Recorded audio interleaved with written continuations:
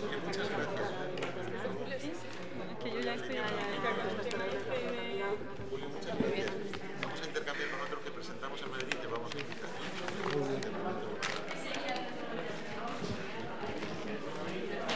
Porque si no se me...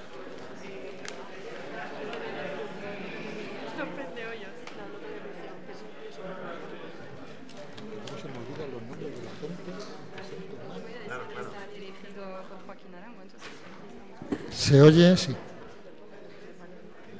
Bueno, pues vamos a comenzar. Buenas tardes a todas y a todos. Agradeceros en primer lugar, antes que nada, agradeceros vuestra presencia, agradecer, por supuesto, al Club de Debates Urbanos la organización de este debate tan pertinente y tan actual, y agradecer especialmente a los invitados que están en la mesa por estar aquí de forma desinteresada para establecer distintas miradas sobre el problema de los barrios y la convivencia.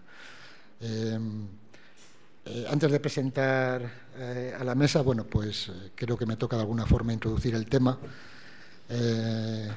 Estamos en un momento muy especial, ¿no? Como todos sabemos, de grandes y rápidos cambios que están afectando de forma muy singular también a los territorios, a los barrios de las grandes ciudades, de tal manera que si pensáramos en qué está sucediendo con la convivencia en los barrios, todos podemos intuir que, bueno, qué estará pasando ahora en los barrios con la crisis, ¿no? Y tendríamos que remitirnos el planteamiento del acto del Club de Debates Urbanos, ¿qué barrios para la convivencia, ¿no? Es una pregunta que nos hace pensar en hacia dónde vamos, o hacia dónde podríamos ir, o hacia dónde deberíamos de ir, ¿no? Y por lo tanto, bueno, pues hay pendiente una reflexión de qué es lo que hay que hacer en los barrios ahora mismo. Sabemos que es muy mal momento desde el punto de vista de inversiones y sabemos que hay problemas en los barrios, ¿no? Para pensar qué es lo que está pasando en los barrios, quizá también hubiera que echar una mirada no solo hacia el futuro, sino también hacia el pasado reciente, ¿no? Y quizá pudiéramos pensar que hay dos momentos que nos ayudan a explicar qué es lo que hay que hacer, ¿no? Esos dos momentos son, pues, esto que podríamos denominar la década prodigiosa, ¿no? Del año 97 al 2007, y lo que viene después, los últimos 5 o 6 años de la crisis, desde el 2008, en el que parece que son dos momentos donde hay un punto de inflexión y en el que, sobre el primer momento, pues, ¿qué podríamos decir? Que parece que hemos perdido la oportunidad histórica de reequilibrar las ciudades, y en concreto en el caso de Madrid, que son las referencias que yo me voy a referir, voy a hacer. Han pasado estos 10 años en el que podemos intuir que esa ciudad de dos velocidades, que es tradicional en la ciudad de Madrid y que viene de antiguo, ¿no? Pues se ha reproducido y posiblemente se ha profundizado, ¿no? Hemos perdido esos 10 años la oportunidad de reequilibrar la ciudad, y con la llegada de la crisis podemos intuir que se ha profundizado en algunos conceptos que se vienen trabajando en ciencias sociales y que son, bueno, porque ya están interiorizados, pero que son relativamente recientes, ¿no? Como el concepto de vulnerabilidad o el concepto de exclusión social, ¿no? Y podríamos decir que si la ciudad de Madrid tenía una clara línea divisoria entre el norte y el sur, entre esos 8 distritos del arco sureste, ¿no? Que tenían una clara diferenciación en todos los indicadores de orden social y de orden también de vivienda, urbanístico, etcétera, con respecto a la zona norte de Madrid, lo que pudiéramos intuir es que no solo se mantiene esa diferenciación entre el norte y el sur, entre los barrios del norte y el sur, sino que también se ha profundizado en estos conceptos no solo de diferencias o de distancias sociales, sino de procesos de exclusión social y de vulnerabilidad social. El Club de Debates Urbanos va a publicar próximamente un libro en el que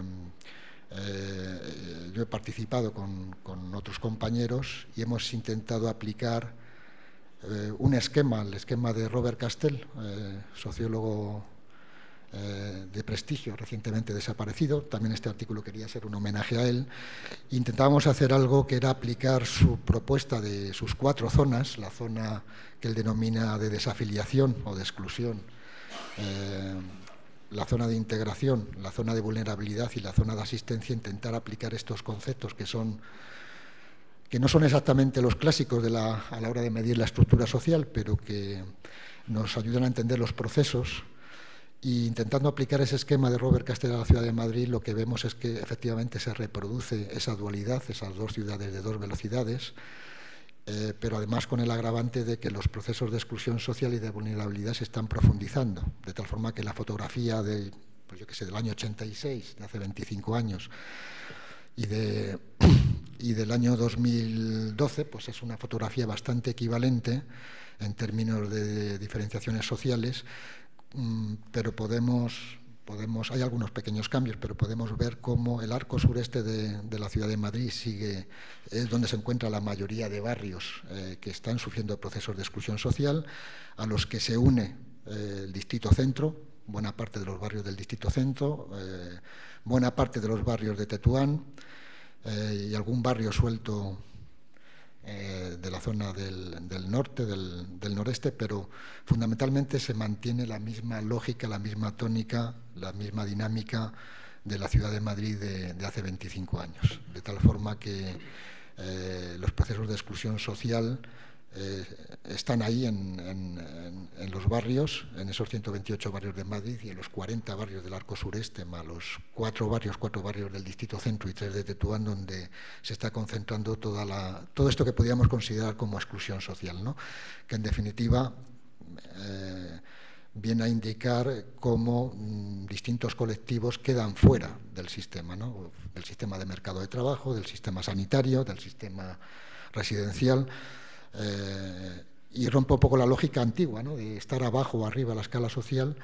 Antes hablaríamos de los barrios del arco sureste como barrios de clase trabajadora industrial, de clases de estratos bajos, pero ahora encontramos por muchos colectivos que están fuera del sistema y con grandes problemas. ¿Qué es lo que habría que pensar? La propuesta que nos hacen y este es el motivo y la excusa de este acto, ¿no? El documento de Hábitat para la Convivencia, realizado en la Universidad Politécnica de Barcelona, es el motivo y apuntan una serie de propuestas, sobre todo desde el ámbito urbanístico, pero también desde el punto de vista social. Y diríamos, bueno, ¿qué está ocurriendo? Yo creo que podríamos hablar de una cierta paradoja, ¿no? Porque también vemos que hay síntomas que son cómo está resistiendo la gente, ¿no? Pues, desde el 15 de mayo, desde el movimiento 15M, de alguna forma podemos ver que hay una cierta inflexión, y esto nos podría llevar a pensar, bueno, pues si estos procesos de exclusión en estos barrios podría llevar aparejado un incremento de los conflictos entre los ciudadanos en esos barrios, los problemas de convivencia, y posiblemente estos problemas estén aumentando. Yo no sé si alguno de los intervinientes luego nos dará algunas pistas de lo que está pasando, pero pudiéramos intuir que está habiendo problemas. Realmente no hay problemas graves, o por lo menos no se intuyen problemas excesivamente graves. Yo lo achaco, a pesar de que, el otro día una encuesta que publicaba El País planteaba cómo estaba creciendo el sentimiento xenófobo y racista entre los jóvenes, ¿no? Por ejemplo. Pero, sin embargo, en los barrios no se vive esta conflictividad, por lo menos una conflictividad que sea evidente o que sea llamativa. Posiblemente en el ámbito más doméstico pueda haber mayor conflictividad, pero yo lo achaco, sería un poco una hipótesis, a que realmente los movimientos que se están generando en los barrios, la desterritorialización del movimiento 15M en su momento, la aparición de un fenómeno, de un movimiento social como el de la plataforma de afectados por la hipoteca, por ejemplo, o la aparición de una red de huertos urbanos, o los centros sociales, o los mercadillos de trueque, o las operaciones de pan de kilo, o la toma del espacio público, que es evidente. Bueno, pues a pesar de que la estructura de oportunidad política es cada vez más restrictiva, cuento una anécdota al respecto. El otro día en mi barrio estuve en una asamblea del 15M en Villaverde, y nos encontramos, después de muchas asambleas que yo suelo asistir un poco para observar de qué va el asunto, cómo la policía municipal estaba grabando a todo el mundo con una cámara, ¿no? Es decir, parece que molesta que se ocupe el espacio público, sin embargo es un fenómeno que ha sido bien interesante, la ocupación del espacio público, las acampadas, la permanencia en muchos lugares, el uso de muchas plazas y de muchos lugares de encuentro para discutir, para montar mercadillos, para montar fiestas. Es decir, hay un movimiento realmente creativo, veremos por dónde deriva, pero yo no sé si esto pudiera explicar de alguna manera, porque si os fijáis en todo este movimiento de la plataforma de afectados por la hipoteca, muchas de las personas que se han visto beneficiadas por ese movimiento son población inmigrante, ¿no? Y nos encontramos con que hay un cierto sentimiento de solidaridad, por lo menos en determinados sectores, que posiblemente esté acolchando esta posible conflictividad y este posible sentimiento de buscar un chivo expiatorio en la población inmigrante, ¿no? Nos hemos encontrado en esta fatal combinación en estos barrios, fatal digamos, por lo evidente de lo que acontece, ¿no? Pero esa combinación entre tasas muy altas de desempleo que afecta a muchas personas de forma de larga duración y a muchos jóvenes, con la población inmigrante, que sabemos que desde el punto de vista de su inserción en el mercado laboral siempre se quedan en ese mercado secundario de trabajo, es decir, en ese mercado de vulnerabilidad, de empleos mal pagados, de empleos precarios, de empleos con cierta etiqueta de desprestigio, ¿no? Y por lo tanto la población inmigrante también se intuye que está siendo, bueno, se intuye, no se sabe estadísticamente que está más afectada también por el desempleo que la población autóctona, ¿no? Nos encontramos también con barrios donde cohabitan o conviven, ¿no? Porque estos barrios que yo he nombrado antes, del centro, de Tetuán, del arco sureste de la ciudad de Madrid, es también donde se han ido arracimando toda la población inmigrante. Hay mayor presencia de la población inmigrante que en otros barrios del norte de la ciudad, de tal forma que nos encontramos esta combinación entre desempleo, población inmigrante en parte desempleada, en parte con empleos muy precarios, pero también con población mayor. Uno de los fenómenos, yo creo, si contrastáramos con el año 86, es que los barrios del arco sureste en el año 86 eran los barrios de los jóvenes, que fueron paulatinamente expulsados hacia las periferias metropolitanas porque no podían recomprar su permanencia en esos distritos, y son barrios que se han ido envejeciendo y que ahora cohabitan la población mayor, generalmente pensionista, con la población inmigrante, ¿no? Hay una cierta cohabitación entre esos dos grandes colectivos. Un ejemplo, el que hemos tenido oportunidad de estudiar, es San Cristóbal. Aquí hay gente de San Cristóbal que vivió que sigue viviendo en el barrio, ¿no? Tusta.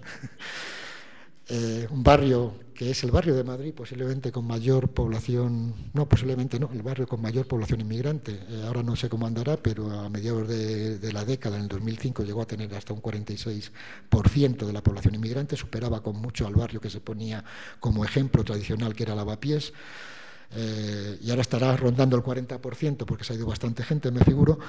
67 nacionalidades en un barrio de 16.000 habitantes, aunque algunas de ellas fueran anecdóticas, ¿no? 67 nacionalidades en San Cristóbal de los Ángeles, ¿no? La convivencia entre distintas redes, sobre todo marroquíes, ecuatorianos, peruanos, bueno, parece que ha sido una perspectiva más bien multicultural, más bien que intercultural, que es lo que intentamos en aquel momento. No sé cómo estará la cosa, espero que aquello sirviera para algo. Y bueno, yo tampoco me quiero extender mucho más, no quiero abusar de mi posición de moderador para continuar, pero bueno, algunas pistas yo creo que ya iniciamos y bueno, pues hoy tenemos con nosotros a las personas que van a intervenir, que se trata de Pilar García Almiral, es arquitecta urbanista, catedrática de urbanismo en la Universidad Politécnica de Madrid,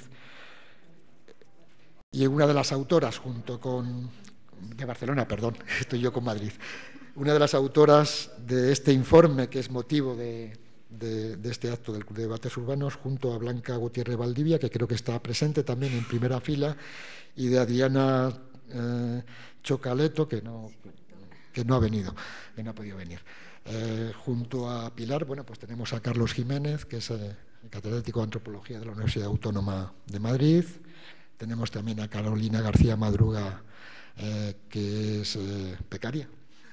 No, contratada ya, de la Escuela de Arquitectura, y que trabaja en este proyecto de regeneración de barrios de barrios de grandes ciudades. Tenemos también a Marta Domínguez, que es profesora de la Universidad Complutense del Departamento de Sociología II y coordinadora del máster en Territorio, Migraciones, Población, Migraciones y Territorio. Y finalmente, pues está, si doy con ello, está Lisa Bray de la Universidad Complutense de Madrid. Si os parece, bueno, pues en primer lugar le vamos a dar la palabra a Pilar para que nos exponga un poquito el trabajo que es motivo de este acto, Hábitat para la Convivencia, que es esta propuesta que se hace de la Universidad Politécnica de Barcelona. Pues cuando quieras, Pilar. Bueno, buenas tardes y muchas gracias por la acogida tanto del público como los compañeros. Venir aquí a explicar un trabajo, una investigación, para mí es muy interesante. Me gusta también el abrir el debate también con todos ustedes, que pienso que puede ser como muy interesante y muy enriquecedor, ¿no? También por el hecho de que, como ha comentado Julio, pues es un trabajo por parte de arquitectos o como arquitecto, pero en el que participa Blanca Gutiérrez como socióloga y que de alguna forma hay una dinámica de diálogo que creo que es cada vez más rico y más amplio, y que creo que cada vez en estos temas de barrios y de estudios urbanos, sociales, tiene como mucho interés, ¿no? Entonces, si me queréis poner las transparencias, podríamos como empezar a explicar. Esta publicación, que también, si queréis, la trataré un poco por encima, pero que me parece que es interesante de contextualizarla, ¿no? Se trata de explicar o de reflexionar sobre el hábitat de la convivencia, pero de alguna manera haciendo un documento que permita desgranar algunas de las herramientas de análisis y de evaluación urbana que son muy necesarias y muy actuales en el momento en que estamos, ¿no? Con unos cambios sociales que se han producido en estos últimos años que veíamos, ¿no? Si quieres pasar a la siguiente. Sí, exacto. Esta línea de investigación es una línea de investigación que venimos desarrollando desde hace 6 o 7 años, que está, digamos, soportada o auspiciada por unos proyectos de investigación, que el primero del 2005-2008, competitivos, que de alguna forma iniciamos una línea de estudio de inmigración y vivienda. En un primer estudio hacíamos un análisis más del proceso de localización de la residencial de los inmigrantes, de los barrios, de las zonas con mayores concentraciones, donde empezábamos a ver que podían producirse temas de segregación. Intentamos caracterizar estos espacios de una manera socio-residencial y ver su evolución entre 2001 y 2007, y también ver un poco cuáles eran las estrategias de acceso a la vivienda y las trayectorias residenciales de esa población, para ver un poco cómo se producía desde el momento de llegada al momento de lo que sería ya más el asentamiento y luego la estabilización de esas personas migradas, ¿no? En el año siguiente, bueno, los 3 años siguientes, 2009-2011, ya empezamos a trabajar con inmigración, vivienda y ciudad, y aquí intentamos ahondar ya más en unos barrios más concretos, en las características habitacionales, en las formas de acceso a la vivienda y en las consecuencias sociales de esas concentraciones de migración, estudiando barrios en Madrid y en Barcelona y haciendo un poco la evaluación de esas condiciones urbanas, del espacio público, y también un poco de empezar a ahondar en retos y en soluciones para gestionar estas áreas con gran cantidad de